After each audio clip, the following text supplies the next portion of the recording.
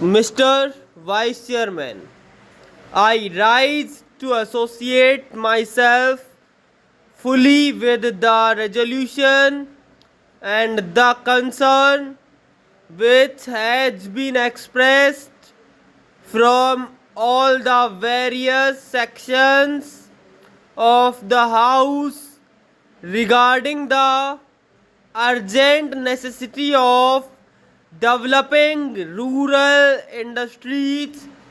As time passes by, we are reaching a situation in our rural areas where something desperate needs to be done immediately, and if we want to preserve the social stability of the country and also to see that the full use is made of the time and talent of the people in the rural areas which go waste today, as has been pointed out in the resolution. Sir, the Planning Commission and the Government of India have applied their minds to the various isolated aspects of rural industries, and some valuable reports have been published, and some important recommendations have been made in these reports which need consideration. But unfortunately, there is no high level decision regarding the various issues which face the country as far as the problem of rural industrialization is concerned. We are not quite clear as to what, first of all, rural industries mean and what rural industrialization implies. Does rural industrialization mean the utilization of local resources in order to meet the local needs, or does rural industrialization imply the creating of surplus in the rural areas which could be exchanged with the surplus in other centers of the country and thereby create a richer life for the rural areas?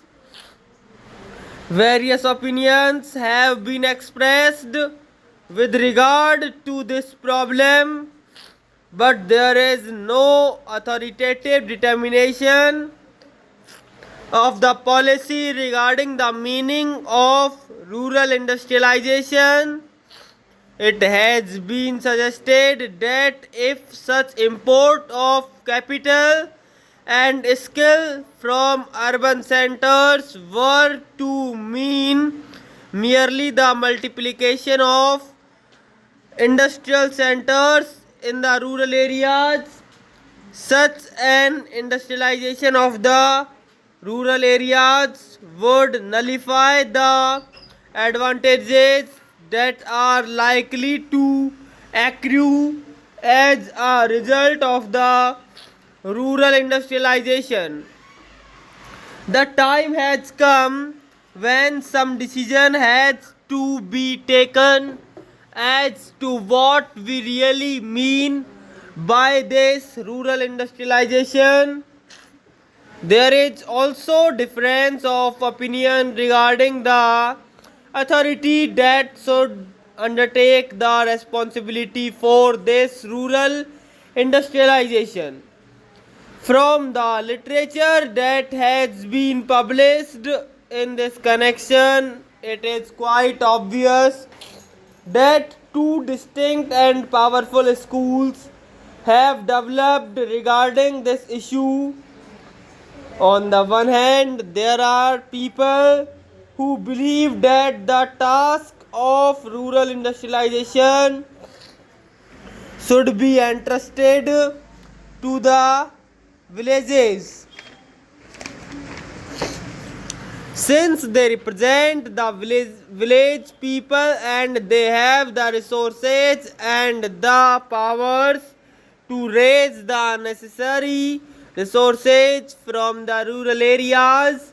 The panchayats, it is felt, are the competent authorities to deal with the problem of rural industrialization. Equally strongly, it has been argued by others that cooperatives are the right answer to the question as to which should be the authority that should deal with the rural industrialization. I may also mention that there is a third school which believes that the import of private capital and private skill into the work of rural industrialization is the real answer to the problem which we face in the matter of rural industrialization.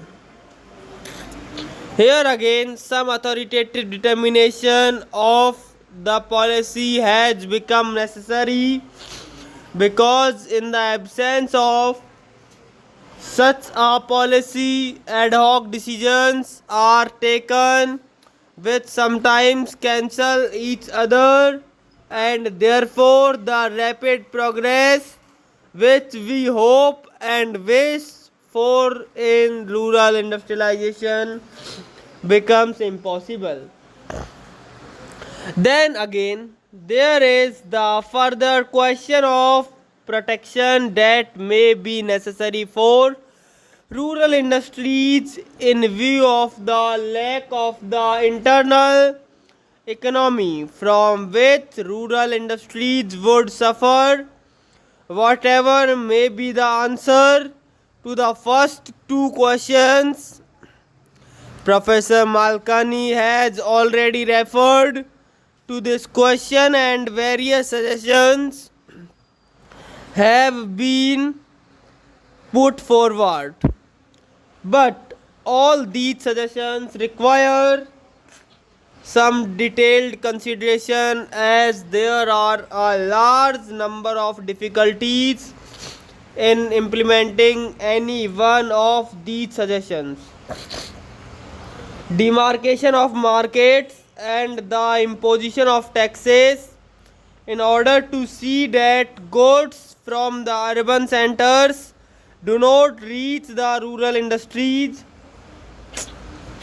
in unfairly competitive conditions are some of the suggestions that have been made. One great advantage of a vast country is the large number of markets that are available for the goods that are produced in the country. However, if these markets are artificially restricted and goods are not allowed to move from one center to another, I am afraid more problems would be raised than solved if this protection is sought to be given in this manner. Yet protection has to be given to the rural industries if these rural industries are to develop. Therefore, serious and competent thinking is necessary in this connection. And again, time is running fast. Therefore, it is desirable that we should have some authority which could examine the various issues involved and determine the policy with regard to this matter also.